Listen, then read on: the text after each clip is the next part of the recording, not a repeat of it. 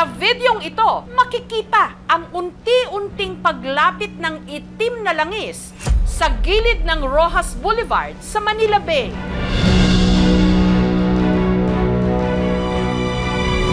Tila nilamo na rin ng langis ang bahagi ng dagat na ito sa Hagonoy, Bulacan.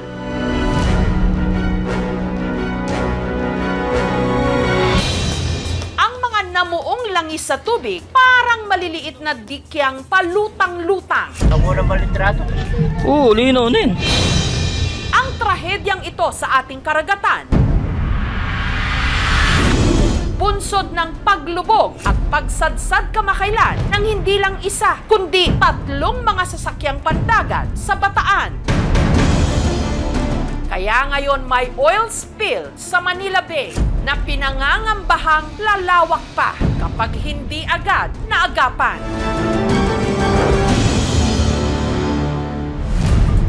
Ang pinagmumula ng pagtagas ng langis, ang tanker na MT Terra Nova na pinataob ng Super Typhoon Carina at ng habagat sa karagatan ng Limay sa Bataan nitong July 25.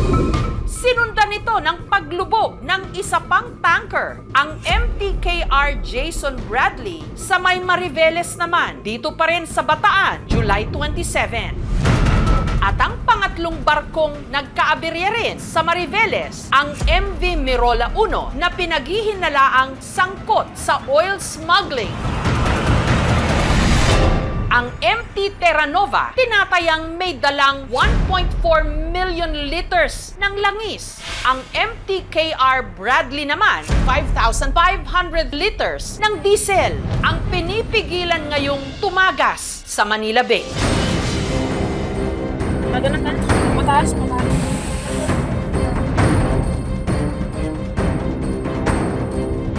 At ang epekto nito, ramdam na, lalo na sa kabuhayan ng mga mangingisda sa palibot ng Manila Bay. Pakita mo yung langis sa braso mo. Ang mga bangkang ito sa Orion, sa Bataan, pinasok na ng langis. Langis, mga butil-butil, no? Masabit sa lambat. Pag pinain nyo. Pati isda, may langis na. Ito na guys, yung diesel na tapon no. Ang mga mangingisdang ito naman mula sa Limay, halos wala na raw mahuli. Ang kanilang lambat kasi nabalot ng langis. Grabe lambat namin no. Inapitan na ng diesel. Tapos tayo nito.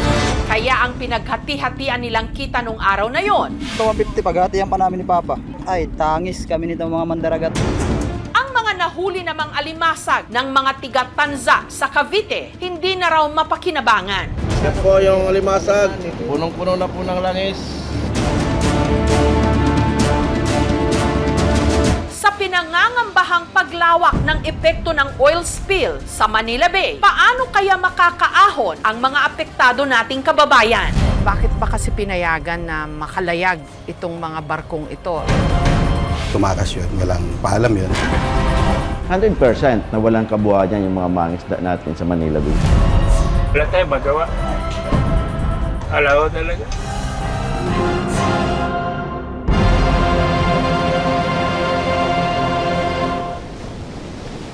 Ang sektor ng pangisda ang isa sa maitinuturing na pinakamahirap sa ating lipunan.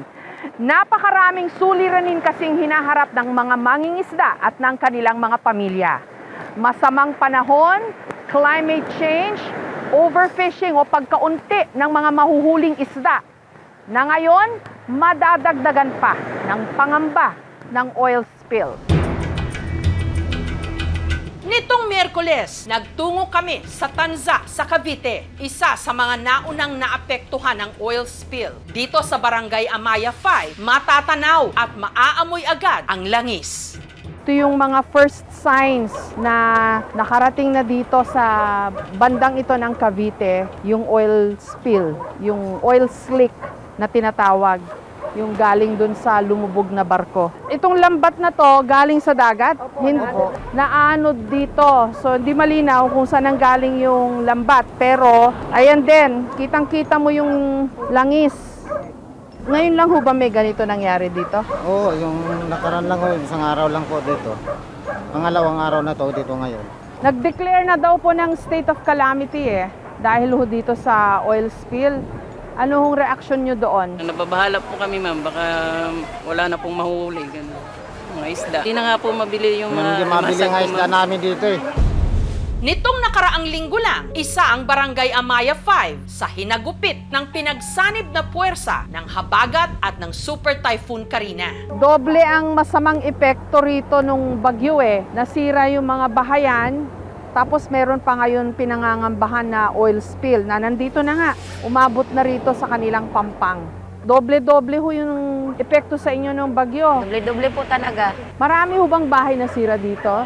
Marami po. Durog na durog. Ito may bahay ho yan. Walang natira kahit ano. Ano masasabi nyo na may lumubog ho na barko dyan tapos yung langis doon, pwede raw hong dumating dito sa inyo? Wala tayong magagawa eh. Kailangan tanggalin nila yun. Paano? Baka maapektuhan po yung hanap buhay nyo? Makapagto ka na talaga sa Bimurad ng stock. Di lalo hong mahirap pa. Lalo mas mahirap. Naamoy na ang oil spill. Nitong Lunes, nung una raw nilang namataan ang oil spill sa kanilang barangay. Morning pa lang po ay nakita na po talaga namin. Kasi malaki po ang alon. Nakikita po namin yung mga basura. May mga nakadikit na po siyang langis. Yung alon, amoy langis talaga siya. Kaya ang mga residente, ang mga kawani ng barangay at ang Philippine Coast Guard agad nagsagawa ng emergency clean-up drive. Mga tanod po namin, nag-gloves po kami. Maano siya, malagkit, maitim po talaga. Tinakpan po muna namin kasi hindi po siya pwedeng dapat mabasa para hindi siya magkalat din sa daan yung oil. Ang nakolekta nilang basura nung araw na yon, umabot ng 40 sako. Yung mga basurang nakuha nila, hindi na maitatanggi na may langis galing doon sa mga lumubog na barko. Ano hong instruction ng munisipyo? Kailangan nakasako? Ganun Opo, ba? isako po muna para hindi mapasama sa ibang basura. Kasi ibang klase to, delikado. Delikado yan. Yan po yung alimasag. Punong-puno na po ng langis. Ang 40 kilos na alimasag, huli ni Nanardo at Alonso. Pero hindi na raw nila ito naibenta. Sa estimate ko po, baka kulang-kulang 5,000 na rin po ang lugi nila doon. Ito po yung lambat na video ko nung nakaraan na may lamang alimasag. Parang asfalto siya pag dumidikit sa kamay. Ito yung napuno ng sir, yung langis. Pati alimasag namin, pagkuha namin, itim na rin. Parang ganito na rin kaya nakawalan na lang ulit namin sa dagat. Wala naman daw langis ang kanilang mga panindang isda at sa kanilang pagtatansya, ligtas pang kainin. Pero wala na raw halos bumibili. Malapit lang sa Barangay Amaya itong bagsakan ng isda. Barangay Kapipisa, dito pa rin sa bayan ng Tansa. At dito ramdam kung gaano lalo pang humihirap ang sitwasyon ng mga mangingisda natin. Sinecheck naman po namin yung mga kalakal ho ng mga mangingisda bago ibaba dito na hindi sila amoy langis. Madali ba makita, kuya, kung ano? Yes ma'am, amoy na amoy po sa isda. Malayo pa lang siya, nasa pagbaba pa lang po dun sa tray. Alam nyo na. Maamoy mo. Based po dun sa sensory analysis na araw-araw na ginagawa ng BIPAR, as far as yung amoy, sa tingin at sa lasa, pumapasa po yung mga aming mga samples. Masasabi namin na safe pang kainin yung mga isda. Ang shellfish naman po ay nakaban naman na po. Huwag po muna tayong bumili ng tahong at saka talaba. Pwede po silang magkaroon ng allergic reaction, mahilo, magsuka, pwede po silang himatayin, posibleng maging anemic ka. Kung ikaw may hika, madali ka mahirapan huminga at posible pang ikaw po atakihin sa puso. Aris, kamusta ang buhay dito? Dati po malakas po ang kita namin. Ngayon minsan po natitirahan pa po kami kasi natatakot po yung mga tao na kumain Mga sapsap, dati 350 benta namin. Ngayon po bumabaksak mga 200. Minsan, mga sa 200, minsan hindi pa nabebenta Minsan kumikita kami ng mga 1,000. Ngayon, wala pang kita. Problema ngayon ni Aris kung saan kukuha ng panggastos, lalo pat balik eskwela na ang kanyang mga anak. Ang isda namin, hindi namin alam kung mauubos o ano. Kaya pag hindi naubos, hindi namin alam kung paano kami makakabayad bukas. Ang diskarte naman ni Ronald, ang mga hindi maibenta, ginagawa na lang tuyo o daing. Ito mga isdahong ito. Ito po yung muang tsaka po yung tirit. Dati po yan nabibili dito ng berbalot na 100 pesos. Ngayon po, 20 pesos na lang po namin nakuha kasi nga po mahirap po ibenta sa labas. Kaya nag-aalangan nga po silang bilihin. Kaya Inano po namin, tinutuyo po namin, bibiyakin po at dadaing bibilad po sa init ng araw para po mabenta pa. Kasi malulugi po, baga nila po sa labas. 20 pesos na lang. Dati magkano ko 100 po ang bilihan. 100. Kasi bago pa man, no, itong oil spill, ang mga mangingisda sa Manila Bay ay talagang nawalan na sila ng kabuhayan mula pa ng 2021 dahil dito sa reclamation. Kaya ngayon, no, meron ng fishing ban. Kaya totally, 100% nawalan kabuhayan yung mga mangingisda natin sa Manila Bay. Tinungo rin ng aming team ang Bataan kung saan lumubog ang 2 oil tanker at sumadsad ang isa pang barko. Sa Mariveles, kung saan lumubog ang MTKR Jason Bradley, may mapapansing bakas ng langis sa mismong dagat at dalampasigan. Sa Limay naman, kung saan tumaob ang MT Terra Nova, gayon din sa Mariveles, kung saan sumadsad ang MV Mirola 1. Ipinipilit ng mga mangingisda at ng mga tindero na ligtas pa ang kanilang mga huli. Ang ano kasi ng mga mamimili, parang medyo ano sila, langanin mamili ng isda dahil nga sa mga balita ba. Pero ang totoo, wala po kaming naranasan pa dito sa Limay. Nagsagawa pa nga raw sila ng budol fight para patunayang ligtas pa ang kanilang mga isda at ibang lamang dagat. Ayan o, lahat kinakain walang lasang gas yan. Wala naman po kaming nalalasahan na kaiba. So araw-araw pa rin po ipinapakain ko sa pamilya ko is isda. Pero tila taliwas ito sa nararanasan ngayon ng mangingisdang si Warren mula naman sa bayan ng Orion. Webes po ng gabi, Maria nga po kami dito. Mga 500 meters ganun siguro. Pag matak namin sa lambat, ito nga po, nakita namin yung parang maliit na bilog-bilog na itim na yun. Nung hinawakan nun na isang kasamahan ko, kumalat sa kamay niya. Pala, langis. Butil-butil, no? Masabit sa lambat. Pag pinain nyo, Kaya ang pagtuyo ng isdang alubaybay na hanap buhay ng karamihan dito, delikado na raw. Yung ibang isda, nabiyabayan namin iba sa palengke at medyo may amoy ng langis. Halos di na ako tiyatanggap. Minsan naman tiyatanggap, makababang presyo na. Ang kabuhayan na dahil halos ala na kaming kinikita. Dagdag pa ito sa problema ni Warren na nito lang Martes namatayan ng ama. Mahirap sa gastusin sa pang-araw-araw na pang ano sa mga bisita. Lalo na po yung kabaong. So wala tayo magawa.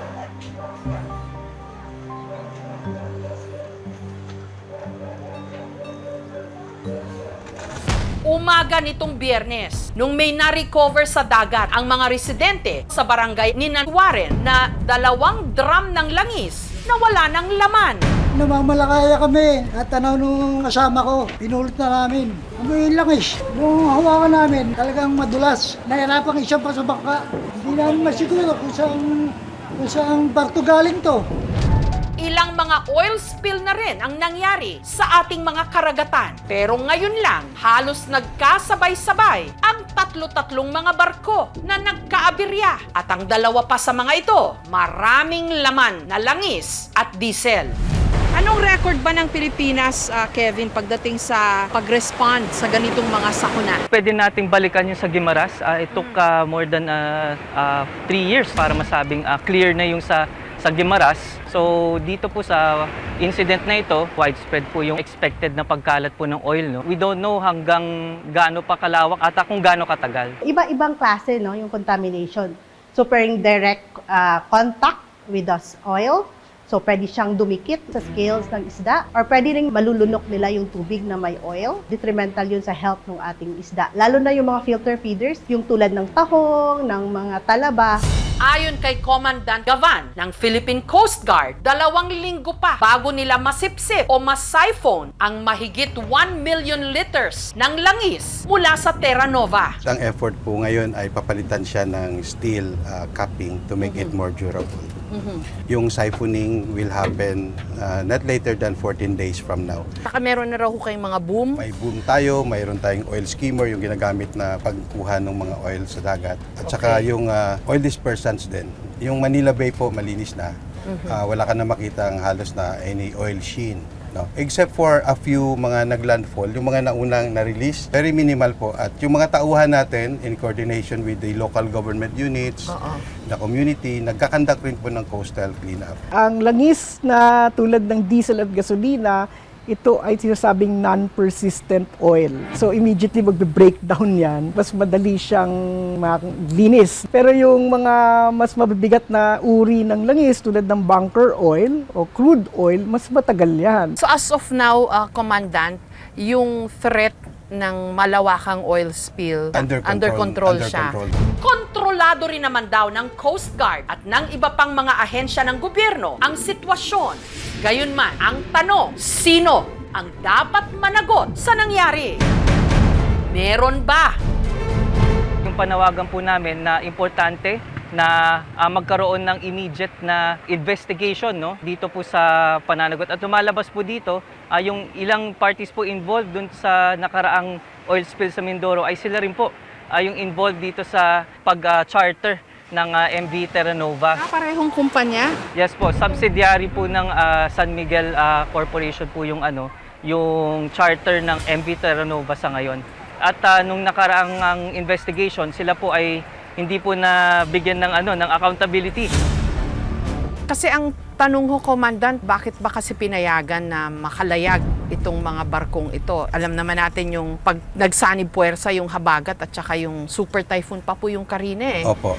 Di ba stricto po ang Coast Guard sa mga pampasaherong ferry? Pero bakit daw yung mga barkong yan nakalayag pa kasi? Yung motor tanker Terra Nova sa Limay, Bataan po yun nanggaling. At that time nung umalis siya nung July 23, wala pa pong typhoon signal warning doon. So, pwede pa siyang maglayag.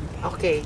Yung dalawa naman, yung motor tanker Jason Bradley, yun tumakas yun. Walang paalam yun. Okay. Mirola 1, yung motor vessel Mirola 1 ay ganun din po. Wala pong PCG clearance yun. Ngunit at this time, ang focus po natin ay sa oil spill response. Okay. Saka na ho sila papanagutin pagka na-contain na ho itong problema. Kasi irreversible po yung damage kung dito po tayo magkakamali. Pagkatapos po nito, yung investigation at yung enforcement will be carried out.